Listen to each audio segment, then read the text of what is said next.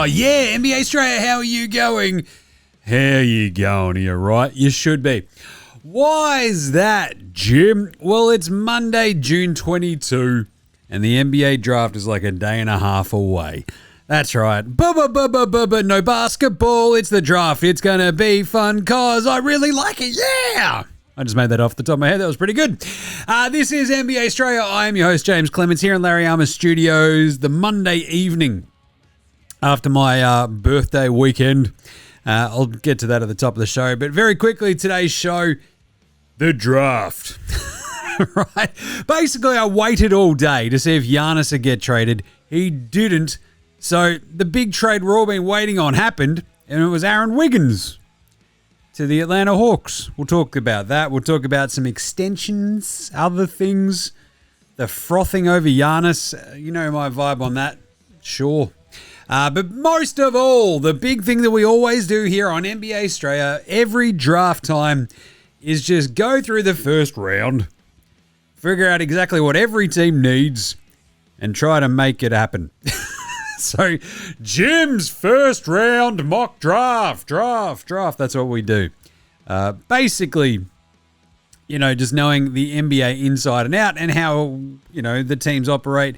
It's all going to be chaos, but we'll have a crack. So that'll be it. And that's all today's show. So that'll be fun. So without further ado, let's get into it. Episode 1420 of NBA Straya.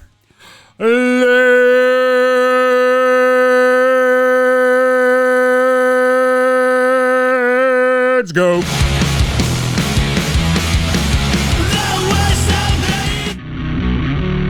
This is Josh Giddey. G'day, this is Andrew Gay. This is Jack White. This is Joe Ingles. This is Darcy Daniels. This is Chris Anstey. This is Matthew Delvedova. This is Shane Hill. You're listening to NBA Australia. And you're listening to NBA Australia. And you're listening to NBA Straya. And you're listening to NBA Straya. And you're listening to NBA Straya. You're listening to NBA Australia. And you're listening and watching NBA Straya. This is NBA Australia. Let's do it. Watch out for the shark attack. You better watch out for the attack of Jim's extremely big birthday weekend. Better watch out for the Giannis, what the bloody hell is going on here attack as well. Waiting for Godot, right? We're basically doing waiting for Giannis. Spoiler alert, in waiting for Godot, there's just two blokes having a chat and Godot never rocks up, right? That's the thing. It's an allegory, I assume. In this case, Goddo is Giannis and his trade, and just it's not happening yet, and it's very weird. I say this now, and of course, overnight, Shams will tweet about it, and I'll have to do a show tomorrow, but whatever. That's future Jim's problem, and that guy, screw him. Anyway, birthday weekend. Basically, I think I hit a point last night where I was more barbecued meats than man. There's more barbecued meats now than man. Yeah, that's basically how I rolled. It was a lot of meats. It was just, holy crap. Old mate and I stayed in the city. My folks came down to look after the squids for us on Saturday after we all went out for like a late lunch dinner thing. Place in, actually close by, over in Ascot Vale. Third Wave Barbecue. Not bad. Love me some Fancy Hanks in the city as well. This is pretty good. It was a lot of meat. Just give me all the meats, he says. And they did. So that was cool. Some really good beers as well. What, Two Brothers, I think was the brewery that they had on tap. Bloody good. Anyway, I went bowling with some mates, then just went out with old mate and a couple of mates of mine and just drank, partied, listened to some tunes. Like, went to, I don't know, 3 or 4 bars, and, like, you're just, like, rooted by the end of that. You're just like, I'm so tired. It's very late. But I had a great time, partied hardy. But, yeah, having a hotel in the city so you don't have to get up to 2 punching on squids every day like I do was very good. So, yeah, we took our leisurely time, had a nice, lovely, very, very fancy breakfast, and, moseyed on. Went down to the NBA store again. I'm like, I was just in the NBA store in New York like a week and a half ago. And here I am at the one in Melbourne. And yeah, this one's a little bit, at least they had some hats that I'm like, ooh. I'm like, I'm not a big, if you've watched the YouTube, you'll see that I'm not a big the curved brim guy, big flat brim gentleman me. And they've gone out of style. So they've literally only got one range of the flat brims now in the NBA store, and that just sort of shits me to tears. Like the tenants. You ship me to tears. Now give me a flat brim or I'll punch you in the dick. Yeah. So anyway, did a bit of, wandering. Made it back to the Squids, hung out some more. Big old fucking, even more food and booze. It was just a really good weekend. So I'm a bit cooked, but it's all right because all I spent today doing was like going through draft stuff, doing a little bit of other bits and bobs and trying to organise an electrician. But anyway, so good weekend was had. Thank you to all the lovely birthday cheers from, what was that, following Thursday's show. Took Friday off, did absolutely fucking sweet fuck all. Took myself out for breakfast. It was awesome. Dropped the Squids off and then just, went and hung out. It was really, really nice. Been watching a lot of the soccer. It's been very fun. So, but anyway, let's do the bloody show. I've already talked about myself enough. I will tell you though, I did, in sort of like going out and sort of, running around, we went bowling and I find it amazing. I go bowling every birthday. I've done it for, it's a really long time, like 20 years. I think we've gone bowling almost every single time. Anyway, it still blows my mind that we can't sort of sync up the music that's being played and then what's happening on the big fucking screens at the end of the bowling alley.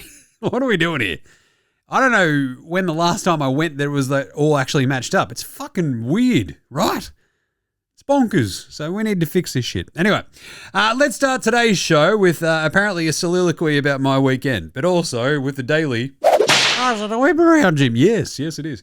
Because there were a little couple of bits and bobs that we would term news, including a trade today that wasn't the bloody Giannis trade, because that'd make everyone's life too easy, and Milwaukee definitely aren't getting cold feet and shitting themselves. But obviously, since we last spoketh, they had the Knicks parade. That was fantastic because the Knicks... That's right, the New York City Knickerbockers of New York City are still the NBA champions. I got mates of mine at the parade having a great time. One mate of mine sort of like went in there super early and then went back and got his kid, brought him as well as it sort of thinned out a little bit. Looked amazing. He had champagne sprayed on him by Deuce McBride and high-fived Jose Alvarado, a bunch of other fun stuff. So that was pretty cool. I had another mate who sort of just went along and checked it out, saw a couple punch-ons. Like, hell yeah. But anyway, it seemed very, very good.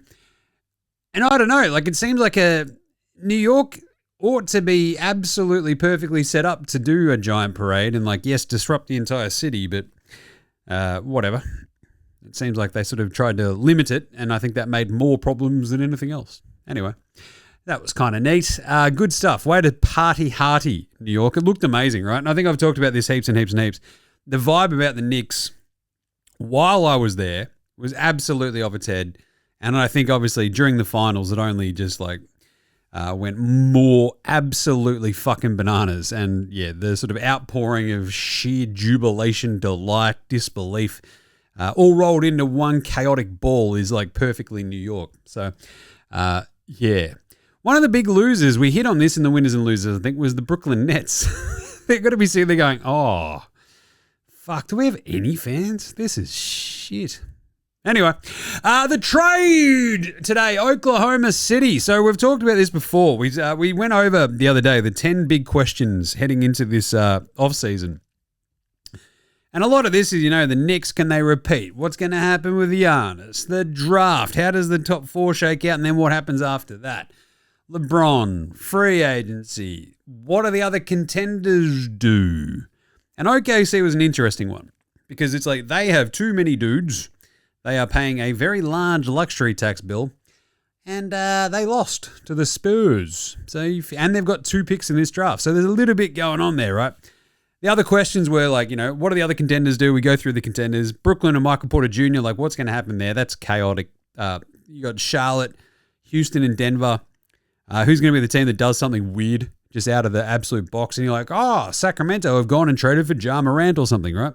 those, like the Clippers might be the team that does something weird and goes and trades Kawhi, because that's another thing I'll get to in a second. But anyway, the actual trade that's already happened, Aaron Wiggins goes to the Atlanta Hawks for 2 second-round picks. And that's it. Because they had a trade exception, and yeah, they can just slot that into their salary cap space. So Aaron Wiggins goes. That opens up, I think they've now got 2 spots on that roster. It reduced, I think they had a projected tax penalty of $213 million. That's now down to 152. That's still a big chunk of bloody coin. So yeah, it's going to be very interesting to see what else OKC do between literally right now, that trade, and then the draft when they have 2 picks. And remember, first round picks are guaranteed contracts unless you're like drafting and stashing someone overseas. So yeah, it's going to be very interesting to see what they do. The other stuff that happened, CJ McCollum, the only man who could beat the New York Knicks this offseason, apparently. A 1-year, $21 million contract extension with a trade kicker, I think, of 7.5%, which is a nice chunk of change as well. So, yeah, he's got the expiring contract. They extend that, boom, 1 year, 21 mil, keep him around, which is smart because I think, again, the Hawks are another team going into this draft where there's a couple of moving pieces. I'll talk about that in a second. But yeah, having 2 picks in this draft, you're trying to figure out, like, does that mean we can trade up? What are we going to do? Who knows? Let's find out. But keeping CJ makes a bit of sense because they got so much better after they traded Trae Young, got CJ in the door, and I don't know, he just sort of frees up their offense that little bit. Keeping him around makes a bit of sense. Other bits and bobs, Colin Gillespie. Yep, the most unassuming looking of NBA players, unless you're Tyler Kolek, who was nearly arrested at his own championship parade as a member of the New York Knicks. New York City cops, as a band once said, they ain't too smart because they tried to arrest a member of the Knicks because he was running along high-fiving people. They're like, "You don't look like an NBA player." And they jumped him. Now, far be it from me to say that, well, he was white, so they didn't beat the shit out of him. So, it could have gone worse for Tyler Kolek. But anyway, classic. Anyway, Colin Gillespie also looks very, very white and unassuming, but he just scored a 4-year, $28 million contract. Isn't that nice? Good on him. He was real good for the Suns this season too, so good on him. Jordan Goodwin as well, 3-year, $19 million extension to stick with the Suns. And this is the thing with the Suns. They sort of had to do this because they don't have, like, picks for the foreseeable future. And so they obviously outperformed expectation this season, and now they're kind of like, well, we need to keep some of our dudes to stay competitive because we've got no reason to tank, and here we are. So don't mind that for them. Other bits and bobs. What's going on with Kawhi? My favorite thing about it is that no one seems to know. There's a lot of chatter about, like, oh, maybe the Clippers will trade Kawhi. And it's like, yeah, fucking, and maybe Sydney Sweeney might just rock up at the door and be like, hey, Jim, can I jump on and co-host NBA Straya? I'd be like, geez, sure thing, Sid. Get in here. I mean, maybe, but who knows? The Kawhi question, I guess, like if the Clippers, because they've got, if they were able to have another pick in this draft, right? So they got 5. Maybe they move on from Kawhi and just reset around Darius Garland. This is like a thing that's being tossed around. Maybe Miami, if they luck out on Giannis, Kawhi is like a secondary target. Golden State appear to be trying to like kick the tires on getting Kawhi. Possibly in return for Jimmy Butler. You know, there is that number 11 pick just sitting there. But the tricky part with all this Kawhi stuff is that Adam Silver and the NBA, yes, Jim, we are very much looking into the aspiration situation. Are you, Adam? Because it took from before the season to all the way through to still now, and we don't have anything. Did something happen? Because it sort of seemed like something happened. And look, never put it past lawyers to extend billable hours, because that's what is happening right now. I feel like the NBA has been taken for a ride. It's pretty funny. Anyway, so we don't have any sort of resolution for the aspiration saga. And so you can imagine that any team that trades for Kawhi is like, but is he going to get fucking suspended for like salary cap circumvention? Jesus. That's a bit fucking weird. But the Kawhi, Jaylen Brown, Giannis situation, like that's all still floating around. And we sort of go into this, the last day and a bit before the draft, and you're like, well, is there going to be any sort of resolution? Is Jaylen Brown going to be part of this trade package that goes out, floats around? There were like reports floating around today that the Giannis trade package would be essentially a 3 or 4 teamer, where Portland are getting Hero, Milwaukee's getting like Shaden Sharp, and a bunch of other bits and bobs, a bunch of their picks, all these sorts of things. And you're like, all right, I just want it to happen now.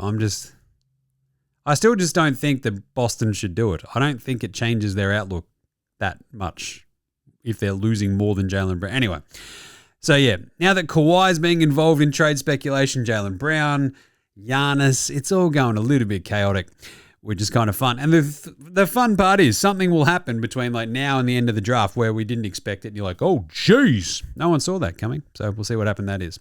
But anyway, and the last little bit before we get into this draft breakdown, is the very fun idea that we have 2 teams currently heading into a draft in 2 days that do not have a head coach.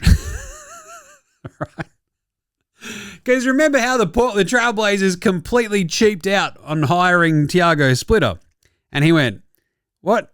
How much do you want to pay? No, I want to go get paid at least the average for a head coach with Chicago. And Portland are like, nah, man. It's too rich for my blood. Tom Dundon is so cheap. He doesn't even want to pay a coach right now because he's like, but we're not playing. Why would I pay a coach right now if I don't have players playing? I'm like, that doesn't make any sense because I'm cheap as hell. They also don't have any picks in this draft, but because he's cheap, I can't imagine them buying their way back into it. So, yeah. The Blazers and the Mavs are the other team, obviously, because Jason Kidd got fired by his old mate Masai Ujiri. Fuck Brooklyn, says Masai, back when Jason Kidd was in charge. Amazing gear, very funny. But the Mavs have also got this sort of situation where they have hired the lead dude, right? Masai is in place, and he'll just draft whoever he thinks fits with his team and then hire the coach that also fits his idea, and that's okay.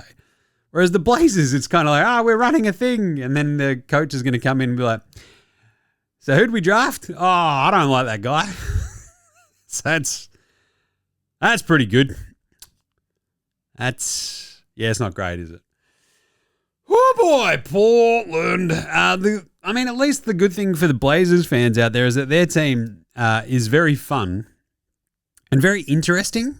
And the Blazers, the NBA is a better place when the Blazers are just weird and interesting and kind of fun and kind of good.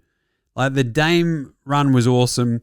Before that, the Brandon Roy, LaMarcus Aldridge run was very, very fun. Before that, the Jailblazers. Before that, Clyde, all the fun stuff. But anyway, the Mavs, they've also got like the vast majority of a roster just sitting there. They just need to be healthy. So, but the cool thing is they've also got 2 picks in this draft.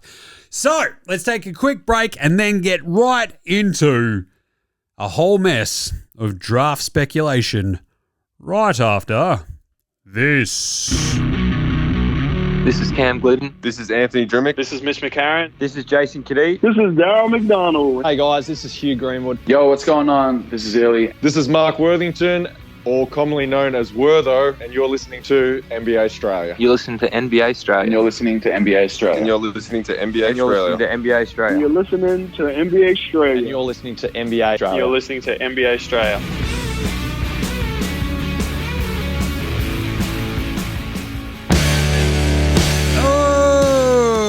Welcome to the 2026 NBA Draft, NBA Straya draft speculation. That's right.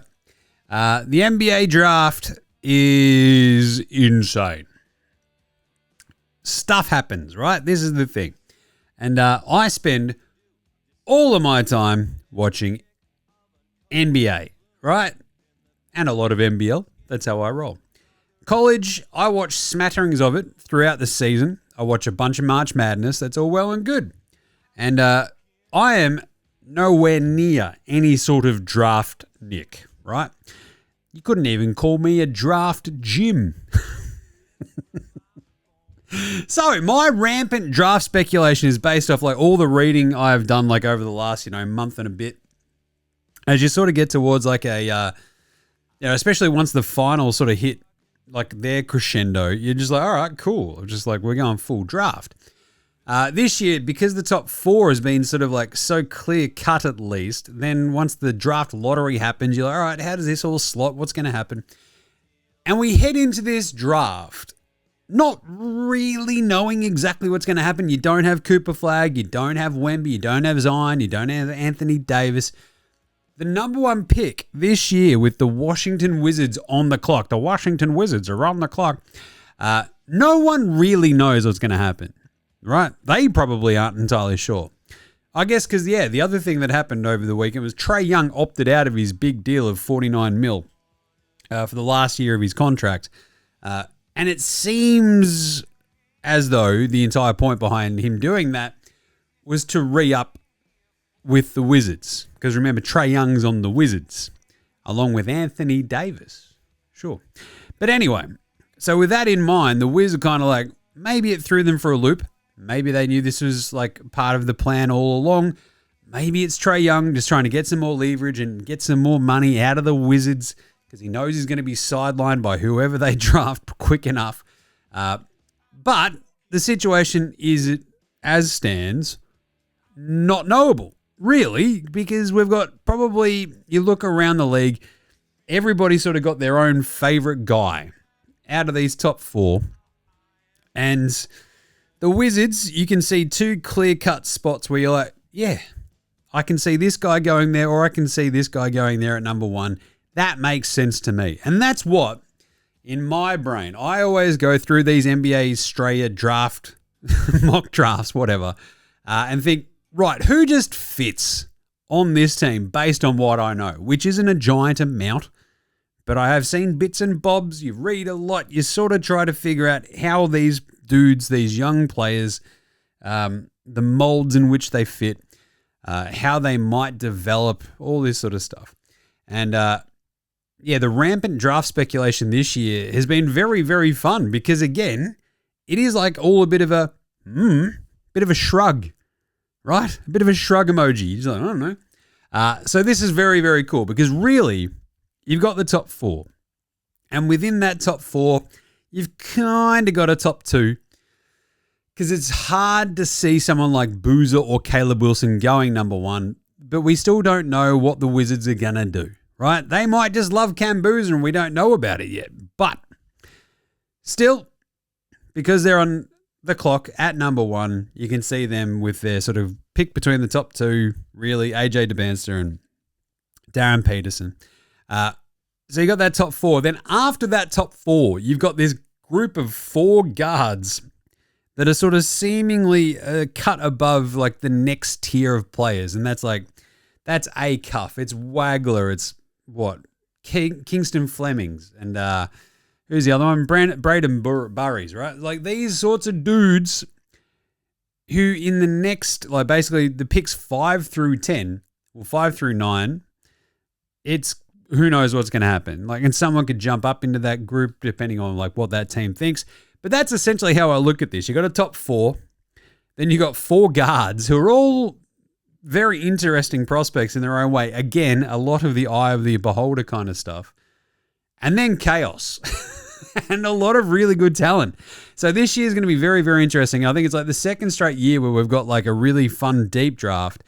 Whereas at least last year with Flag going number one, we sort of knew that a couple of the other dudes in that top 5 were going to be really good. And it turns out the top 4 was absolutely fucking awesome because you go Cooper Flag, Dylan Harper, VJ Edgecombe, and Connie Nips, right? Awesome top 4.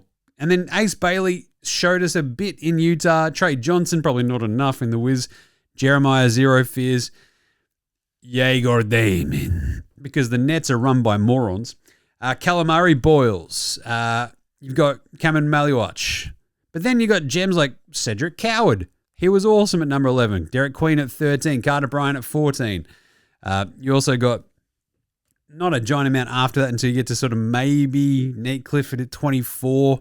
He was pretty solid for Sacramento at times. Hugo Gonzalez on the Celtics.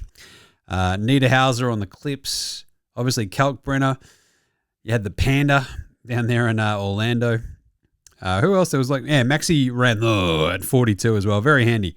All of our Aussies going in that group late as well, between Rocco at 45, Proctor at 49, and then Tui at 52 was pretty fun. But again, it was a pretty deep draft where there's a couple of really good players no matter where you look.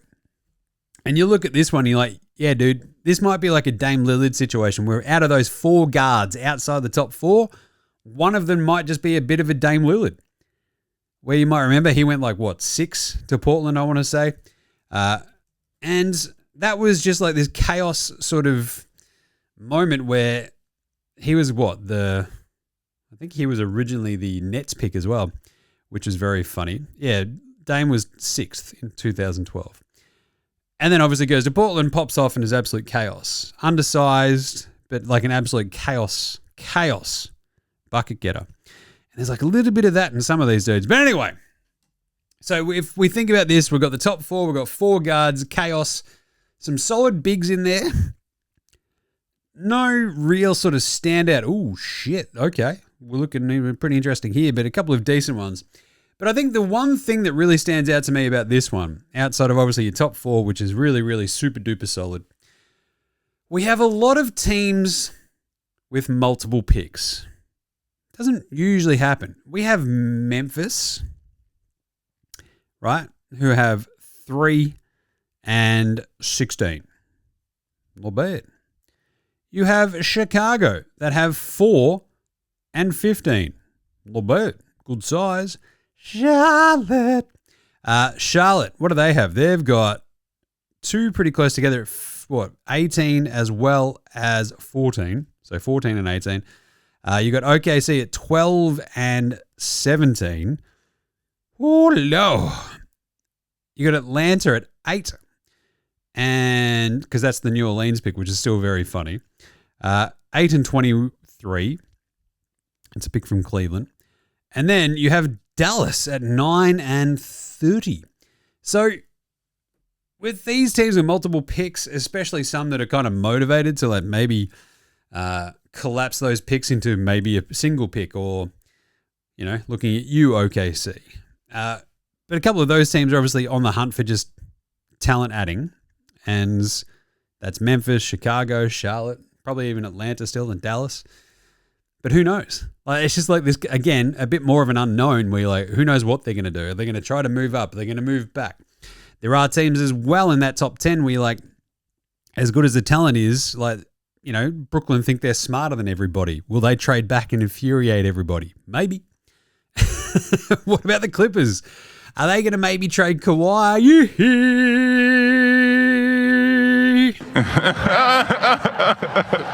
And try to snag as many picks as they possibly can. Who knows what's going to happen? It's going to be fun. It's going to be crazy. There are 2 teams that don't have any picks, which is Indy, because they lost pick number 5 in the Zubac trade, remember? All because of a coin toss. And Portland don't have any picks. Houston don't have a first rounder either. You've got basically a weird sort of Phoenix have got a second rounder, I think, as well. They don't have a first rounder. Orlando don't have a first rounder. Yeah, New Orleans, I think, have got a second rounder out of all of this. It's all very, very, very messy. But anyway, what do we reckon's gonna happen? Let's do it! 2026 NBA Straya mock draft. What does the team need and who fits? What I kind of reckon is going to happen. The Washington Wizards are on the clock. Oh, jeez, Jim. Yes, thanks, Adam. Washington, what do they need? Well, they've got Trae Young. Jim, that doesn't matter. I know. I'd never believed in the Trae Young situation, but I still, like, my entire thing was like, you can build a team around Trae Young to a degree. Having Anthony Davis on a team with Trae Young is actually probably a pretty interesting thing. What they need is a superstar, guard or wing, and just go, right, it's very cute that we've got Trae Young. It's very cute that we've got Anthony Davis. We don't need them because this is the dude. And I am just really, really, really fucking scared off by the Darren Peterson stuff this year. Right? The weird cramps, the I'm going to play, I'm going to take myself out. I'm just having a weird fucking strange year. Oh, it was the creatine. Sure it was, buddy. I'm the whiz. Fuck that. I want AJ DeBanster. Right? Give me an awesome, super duper, all level scoring big wing that I can take at number one that fits perfectly on my existing team with Trae Young, Anthony Davis, but because those two veterans are kind of in this weird situation where they're not going to be the absolute focus, you get to shine, but you don't have to do all the heavy lifting. I fucking love this for DeBanster. So, super duper smart player. He'll make it work. He'll be awesome. And if you sort of look at the way, like they've already got Trey Johnson and a bunch of other dudes on that Washington team. They've got Alexander Sarr and co as well, right? You've got Bub Carrington, Bilal Coulibaly, Will Riley, who was pretty solid last year too, Keyshawn George. You literally just slot AJ in there and you suddenly have like this really, I don't know, it's almost like a kind of strangely top-heavy team where like you've got a bit of superstar talent there and then you've got a substantially okay amount of depth. It's weird and kind of fun, so that's good. So if I'm Washington, the 3 is kind of the exact spot that I'm just going, cool. We've got AD, we've got Sarr. Let's get an awesome wing who can do a bit of everything. And away we go. We're taking AJ. Boom. You love that. Number 2, the Utah Jazz. It's a soft J. I don't know what the Boozer stuff is about. There's a lot of, hearing Cam Boozer. And you're like, fucking really? Is it literally just because you're like, Carlos Boozer works there? That's my good friend, Carlos Boozer. So he works for them. You know what he's probably not doing? You need to draft my son. Because you know who probably wouldn't fucking listen to him? Danny Ainge. And you know who's in charge? Danny Ainge. I've got a feeling like Keontae George is very good. I also think Keontae George and Darren Peterson are an awesome sort of weird combination backcourt that just kind of works. You got Isaiah Collier still there too. I just kind of like it because then you can put Ace Bailey with them and then whatever fucking big combination of bigs that you need. Because remember, they traded for Jaren Jackson Jr. You've already still got Lowry Markkanen and you've got the big fella Walker Kessler as long as you can figure out that fucking contract. You've got Nurk. Like you basically see they go, if we have another super duper star guard that we can throw on this team and he can do a little bit of everything. Great two-way vibes. And we can figure out and finagle the rotation with him, Keontae, Ace Bailey, Jaren Jackson Jr., Lowry, and then Walker Kessler. You're giving yourself some pretty fucking good options. The only thing is, I just don't know if Peterson's just going to give Danny Ainge like way too many Markelle Fultz vibes, right? So who knows? But I do think the Boozer chatter is weird because they're like, oh, you can't have enough bigs to do shit. I'm like, well, you can, because I think it's 4. Like, there is redundancy when you've got 4 big men and Nurk. Like, do you think that's going to go great? I understand that Booze is really fucking good, but you've got Lowry, you got Triple J, you got Kessler. Are you going to trade Lowry and Kessler? If you are, maybe Boozer and Triple J work together, but at the same time, I don't know if Triple J is going to be your full-time 5. Anyway. Essentially, this all comes down to the simple idea, like if they make some more moves and anything is fucking possible with Danny Ainge, Utah could do that, but I think I would love, and for me, looking at this, if I'm running it, I want a superstar, possible superstar guard in Darren Peterson to put next to Keontae, who was very, very good at times last year, but also probably needed that balancing out agent. I think Peterson could be that. You got Ace Bailey, who probably is like, hey man, I'm fucking awesome too. This could be the start of something absolutely insane if you get Peterson in there. I feel like Boozer's maybe the safer one, like where the floor is a bit higher.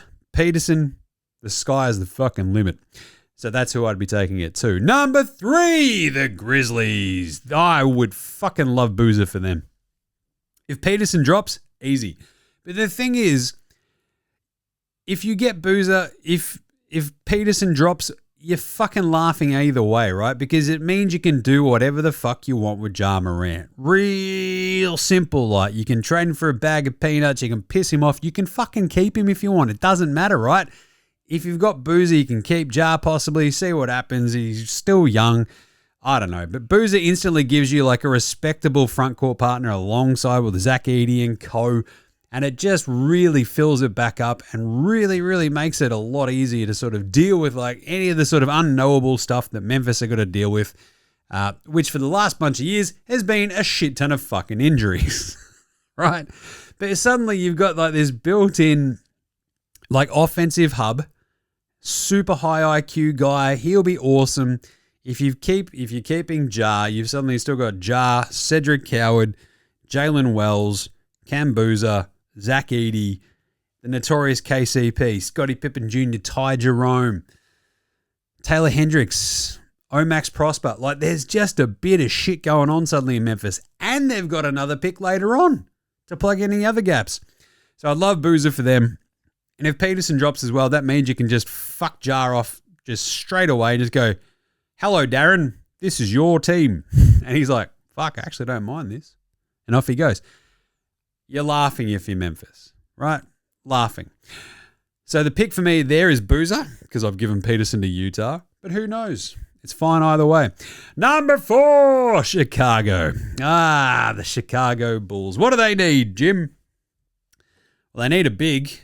But there's no bigs in this top 4 really. Like there's no center, which sort of sucks. They need a big or a wing who can just fucking play, kick some ass, take some names. If Boozer falls to them, love it. Like Gids, Boozelis, and Boozer, amazing. But Caleb Wilson's the obvious one there. He's like the other of the 4. It feels like he's most likely to go 4th. But at the same time, who fucking knows? Utah could just fall in love with Caleb Wilson. You're like, you know what we need in this front court? Crazy athleticism. He's like, hello. So, Caleb Wilson is the pick here because you can then fuck Patch off. You can go then spend a bunch of money and, as soon as you carve out a bit of cap space there in Chicago, you can maybe try and go and get Walker Kessler or somebody of that ilk. Nick Claxton. Go get a big who can give you a bit of defensive backbone out of nowhere. And Caleb Wilson, even though, last year, you sort of, kicked around a little bit of like, we'll get some bigs, and they go and draft,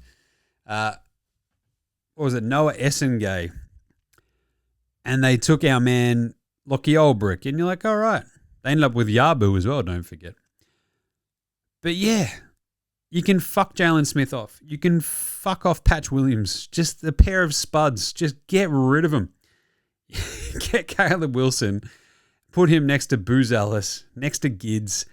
Take a guard with your second pick, and you are fucking laughing, Chicago. So, because they do need that scoring guard as well. They've got Dillingham. They've got Sexton. You can bring back the Sex Man if you want next to Gids.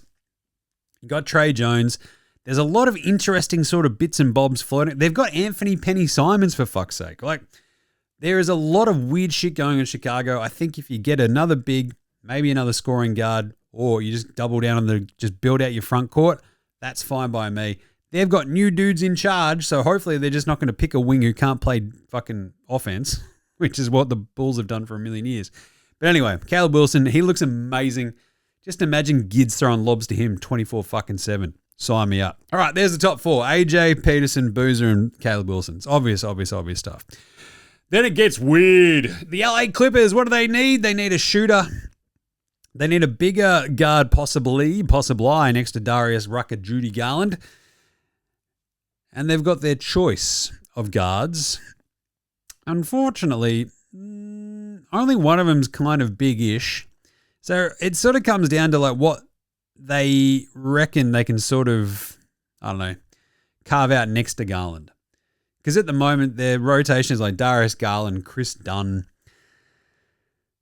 Benny Mathurin next to Kawhi and Derek Jones Jr. and stuff. So the interesting thing is you've got a couple of dudes that you can throw in there. You got Kingston, Flemings, Keaton Wagler, Acuff, Burries. And apparently they fucking love Braden Burries. Who knows if that's just a smokescreen and they trade back. I don't know. Wagler's the biggest of those four. Burries isn't that small, however. He's like 6'4". He's a hint older as well.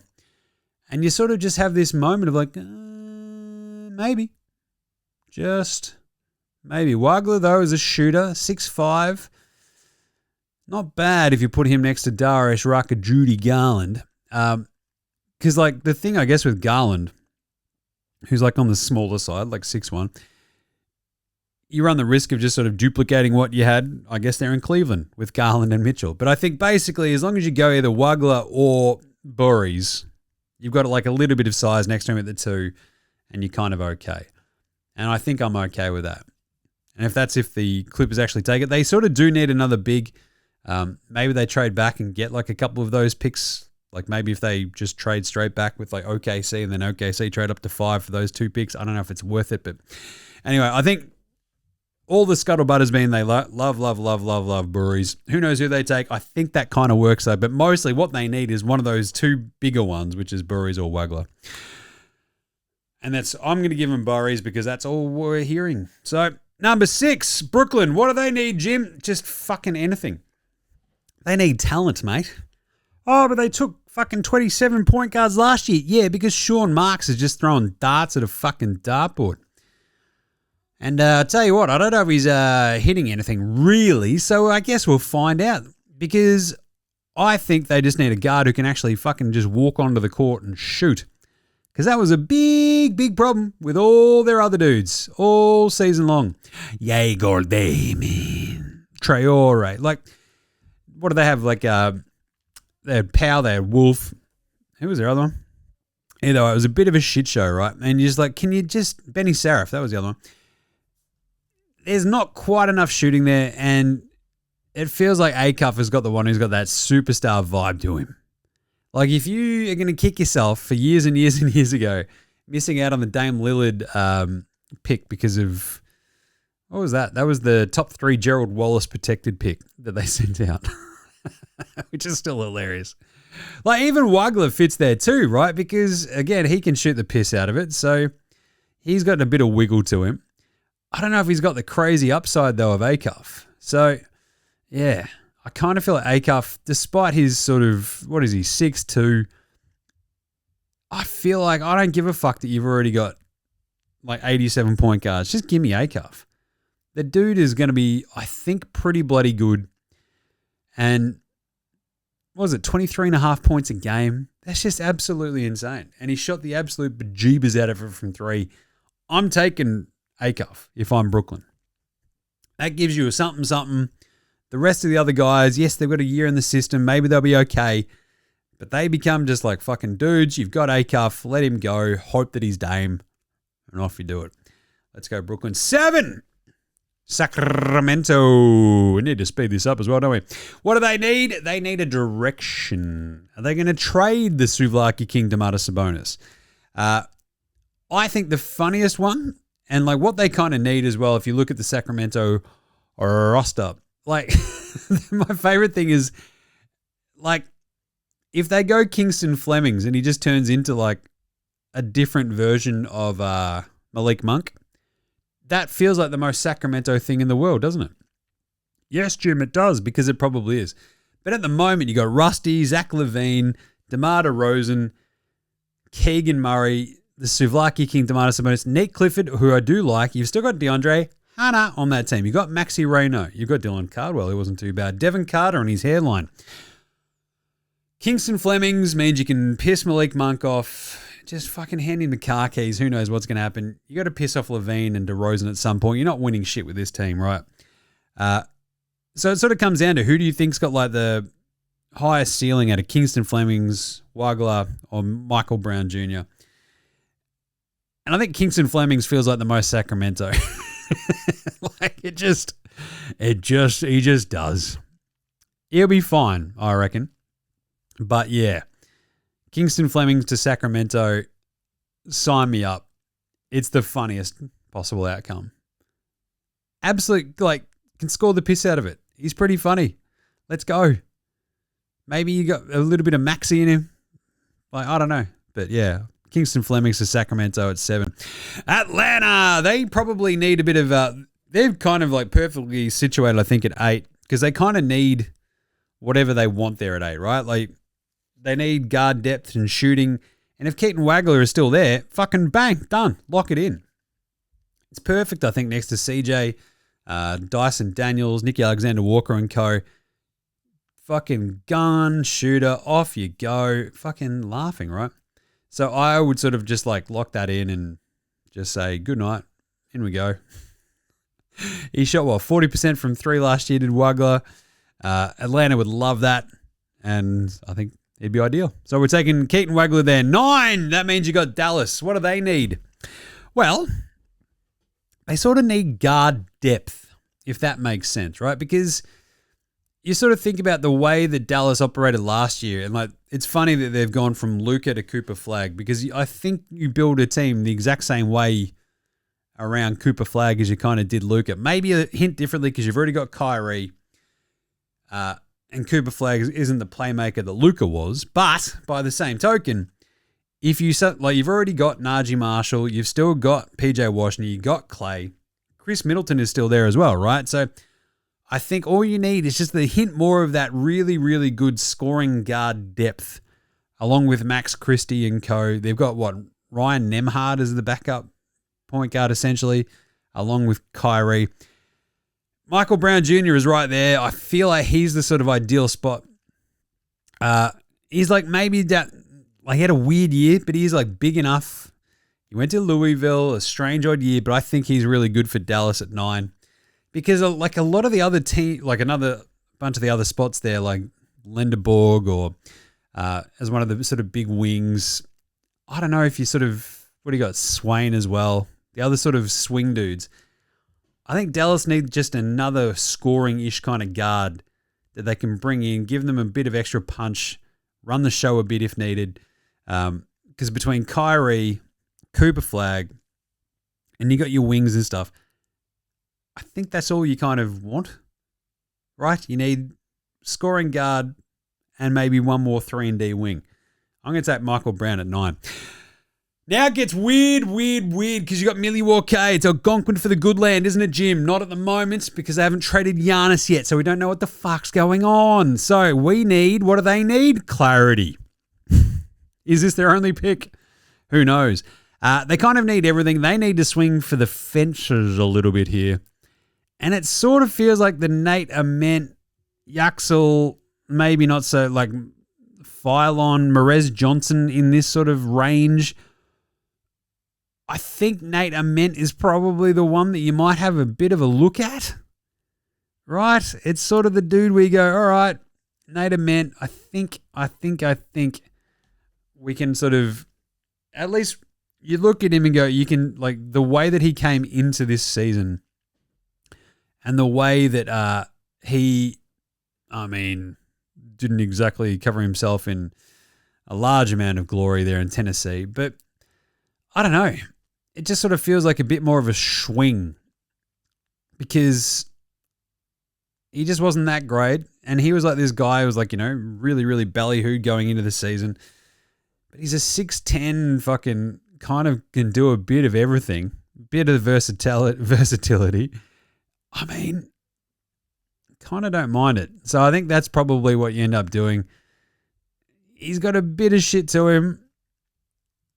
I think that's probably where I'd land if I'm Milwaukee because at the same time, I don't know if you can, like if any of those guards drop, I'd probably take one of those over Nate Ament, like if Kingston Flemings or Wagler or basically anybody. I'd probably go, right, now if we've got a guard and we can build around whatever the fuck else we get from the Giannis trade, we're laughing. But even if Giannis stays, now we've got a guard. This would be kind of cool. Whereas the Nate Ament one feels like, it's the if Giannis is gone, all right, we need to be studs up, off we go. So Nate Ament. 11, Golden State. They sort of need they need some wings. They probably need dudes who can play right away, and that's Yaxel Lindeborg for me. Sort of slots right onto that team. Exact sort of role that they were probably hoping like the Kuminga could have been doing. But like with a little bit more, I don't know, sort of, he's already pretty fucking old, but that's probably he'll be 24 by the time he starts. Jesus. But I kind of think he's the entire vibe that they'll be looking for. So he's the easy one for me there, Yaxel. OKC at 12. They need roster flexibility, right? More than anything, they just need a bit of roster flexibility. So I don't know if 12 and 17 get traded and they move up. But I think they move on from Dort this offseason. And there is at 12, you can just go get Ade Mara and boom. Do you bring back Hartenstein at that point? Or do you just have Mara there as like a third big that you can eventually replace Hartenstein with, you can use to replace Hartenstein in a year or two? I'm okay with that. Just go get a big now. Mara is fucking huge. Do it. I mean, Morez Johnson is the other interesting one if you just want a bit of front court size and skill. And that's sort of the other thing they kind of do need, right? That 6'9", 6'10", like beast wing that they can put next to Chet. So Chet's like, oh, I like playing power forward next to Hartenstein. It's like, well, how about you play center for a bit and we've got this fucking bruiser over here. But yeah, a couple of bigs would be kind of handy. A really big wing. Someone like Morez might be interesting. Ament might actually not be a bad pick there too at 12, but if he's off the board here, so we're going Mara. 13, what do Miami need? Well, they need, again, Giannis, probably. They need clarity on what the absolute F they're going to do. If they pull off the Giannis trade, they probably don't have this pick, would be my guess. But even if they do keep this, they've got Hero. They've got some dudes. Again, you've got, Andrew Wiggins, Norm Powell, Jaime Jaquez, Davion Mitchell. I want to take LeBaron Philon, I think, here for them if they keep the pick, just because he sort of gives you like a very fun sort of guard position of variability, and can actually just sort of really buy into that sort of Miami vibe, I think. So, yeah, I think he can give you a little bit of shit.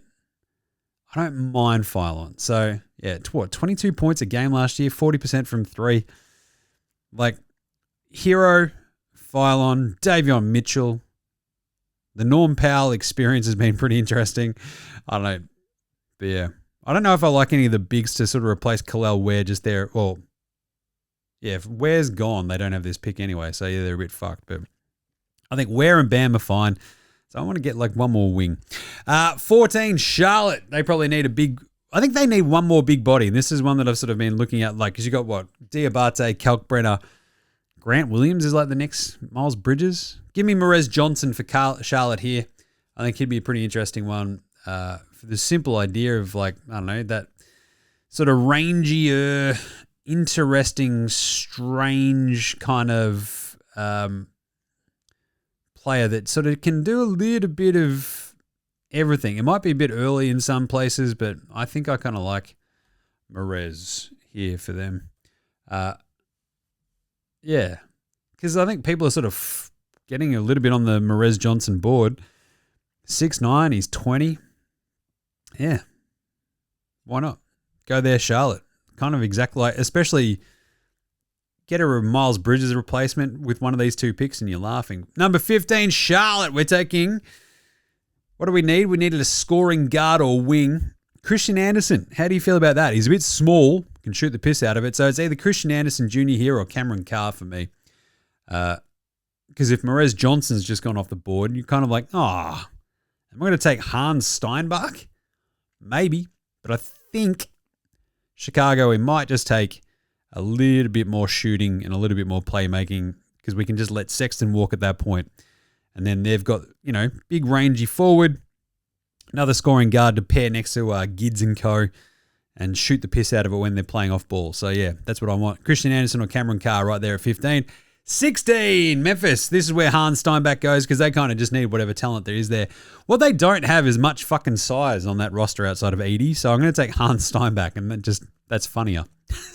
So there we go. 17, OKC. This one's from Philly. Good stuff here. What do they need at this point? They probably need another big wing. And they also probably need to stash him. Kareem Lopez. Come on down. That's right. The NBL's own Kareem Lopez. Can he stay another year with the Breakers? Here we go. Draft and stash from OKC at 17, if you ask me. Charlotte, 18. Again, I'm pissing off Miles Bridges. Piss him off. They need some more shooting. Dalen Swain is probably the one I'm going to pop in there. Again, they just sort of need more wings around the Mello and Connie Nips. Can do a little bit of everything, so give me Swain. 19, Toronto. They are a fascinating team. What do they need? They've got a shit ton of wings. I think they just need more sort of shooting and playmaking. Just decent guard play, right? When Emmanuel quickly went out, like, they were this interesting team that whenever they were super duper healthy, who knew what the fuck was going to happen? You've got Calamari Boyles. You've got Brandon Spindles Ingram. You've got Scotty Barnes. You've got RJ Barrett. You just need a dude who can, is meant to be Grady Dick. How about you go and get other Grady Dick and Bennett Sturts? Just do that. Hopefully he can shoot the piss out of it for you. San Antonio at 20. What do they need, Jim? They need a tough guy next to Wemby who can go just lay some fucking wood. Right? So give me a decent, big-ish kind of guy who can lay a little bit of wood at least. And I think for me at this point, that means you're probably getting, Koa Pete. And who's the other one? Zuby Ejiofor from St. John's. He's like an absolute just I'm going to fuck you up. He's only 6'7", but he's massive. And yeah, hit first, go hammer and tongs, and off we go. I don't mind Zuby there. Quaintance is another one as well, right? If everyone's big problem with Quaintance is his health. And I think if he's there at 20 for the Spurs, that's probably not a bad one either, just to get another decent big that you could sort of throw into the fray. But yeah, so I think I'll go Zuby there, maybe Koa Pete, Quaintance if they're okay with the health. 21, the Detroit Basketball Pistons. What do they need, Jim? One fucking thing. And one thing only. Shooting. Scoring. A bit of pow off the bench, or they can start them at the 2 next to Cade. Give me Cameron Carr if he's still there. Love that. Christian Anderson possibly if either of those go. Arkansas's Malik Thomas is probably my third option there, but Detroit just need to get a scorer. If they somehow manage to jump into the Milwaukee Miami Giannis trade and walk away with Tyler Hero, I'm okay with that as well. If not, use your 21 pick on a fucking dead-eye shooter like Cameron Carr or Anderson or someone. 22, Philly. What do they need, Jim? They need another decent wing big. In my draft here, Alan Graves has dropped to this point. Bang. Perfect, I think, for Philly. When you've already got VJ and Maxey, Paul George, Embiid, Graves can do the sort of all the other little things. So I'd put him on Philly. I'd love that there. 23, Atlanta. I think we sort of just need whatever big is left if you're the Hawks.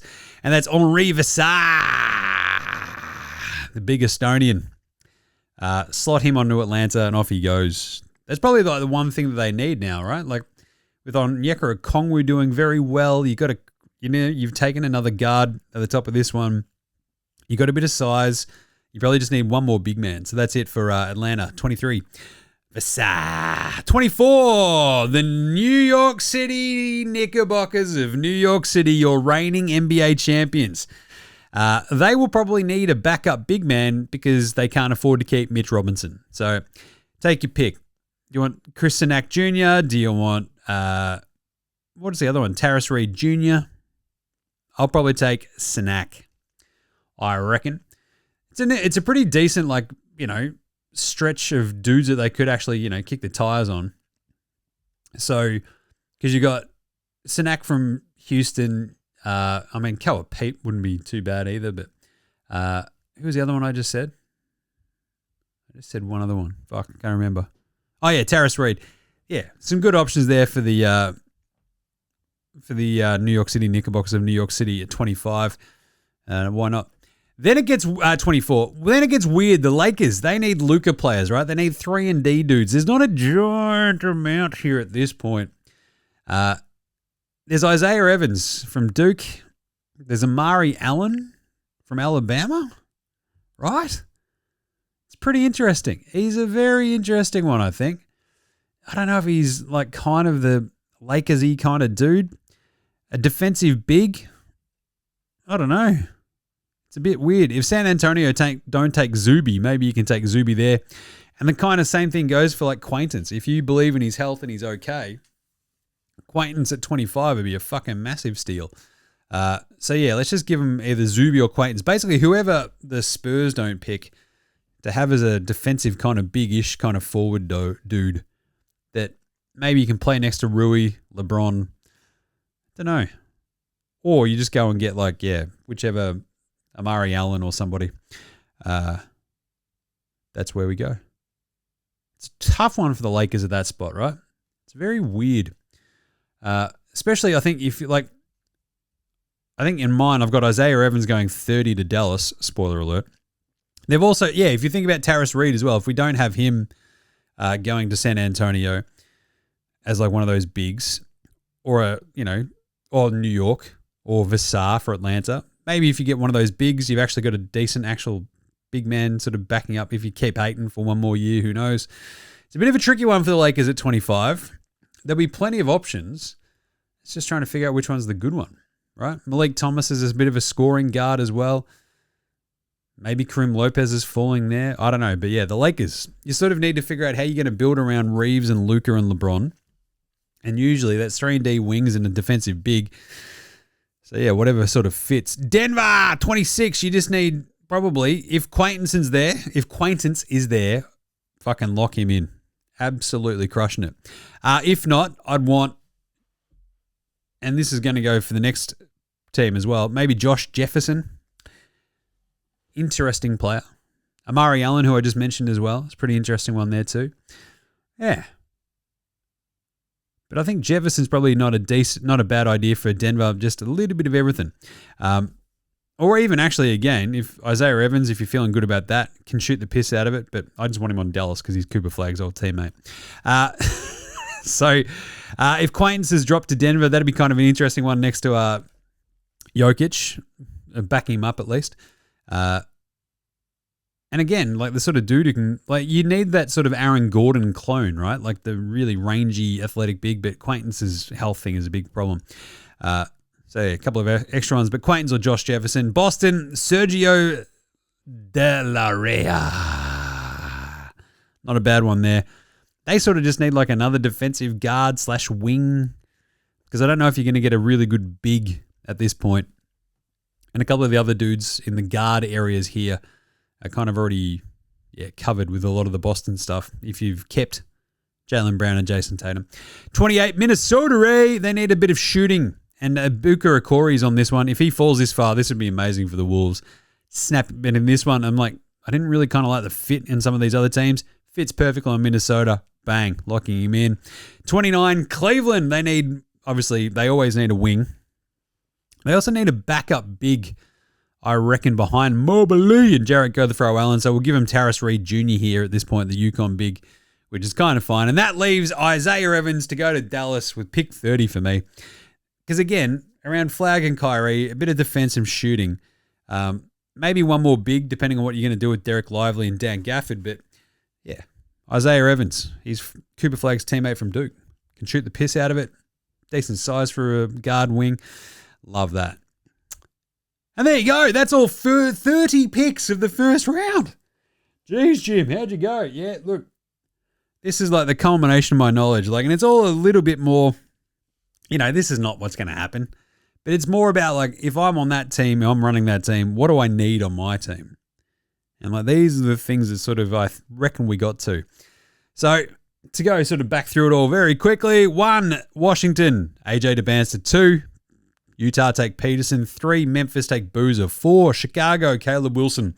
5, the Clippers have got Braden Burries. 6, Brooklyn take Acuff. 7, Sacramento take the most Sacramento player there, Kingston Flemings. 8, Atlanta get Wagler. 9, Dallas take Michael Brown Jr. And they also get Flags man Isaiah Evans later on, which is pretty handy. I kind of really like that draft for Dallas. 10, Milwaukee. Who knows? We'll take Nate Ament there. 11, Golden State get Yaxel. 12, OKC take Mara. 13, Miami take Phylon. 14, Charlotte, Merez Johnson. 15, Chicago. Let's give them Christian Anderson there. Memphis, Heinz Starnbach after that, which is hilarious. 17, OKC take Lopez and stash him back in New Zealand for another year. Charlotte takes Swain at 18. Toronto, Bennett Sturts at 19 to replace Grady Dick. 20, San Antonio. Acquaintance is healthy, maybe, but we're going to give him Zuby there.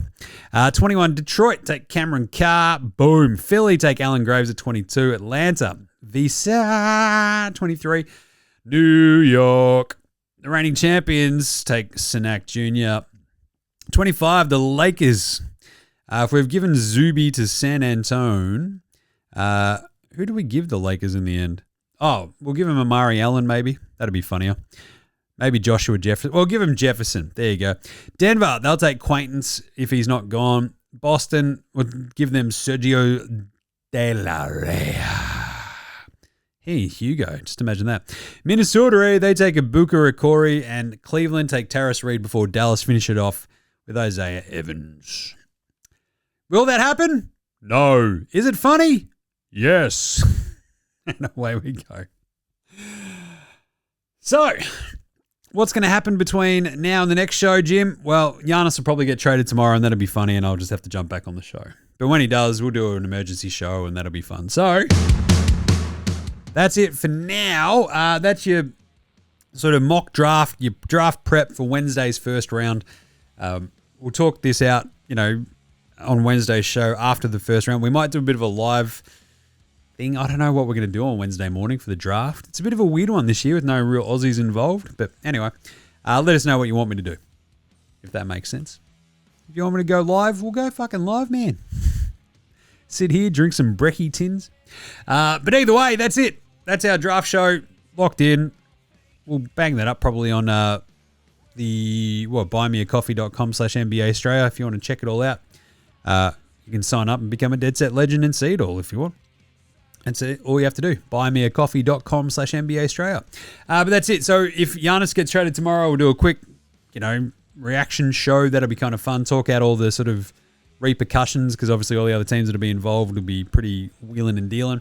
Otherwise, if he doesn't, we'll just do a show after the draft on Wednesday, which is going to be nuts. We'll probably go live at some point during the draft, though, because it is one of my top 3 favorite days of the year. So, in the meantime, make sure you are following NBA Straya on Twitter, Facey, IG, TikTok, and YouTube. We'll do a, an NBA coffee run Wednesday morning as well, just to see what was going on. NFL Straya, Jim does Supercoach, and of course, Footy Unfiltered with myself and Jez. Always a good time there. The best. And, that's just talking AFL. Love doing it. Rate, review, and star all of those shows on your podcast app or on YouTube, whatever you use to listen to your shows. Big thanks always go to From Oslo for the intro and outro song, as well as to House Hats, Joshua Delarentis, Fascinated Goldmines, Ramshackle Army, Iowa Section, Green, and Dozers there behind all the tunes you hear. Smash them on your streaming platform of choice. Right, NBA Straya Sports, Australian bands. That's it. Nothing else at the end of this one, because we're going to get out of here. It is already very late, and we've already gone very long. So, we will maybe see you tomorrow if Giannis gets traded. If not, we'll catch you on Wednesday for the draft, you dickheads. There's NBA Straya saying, look after yourselves, would ya? Hug your mates, and later, hosen.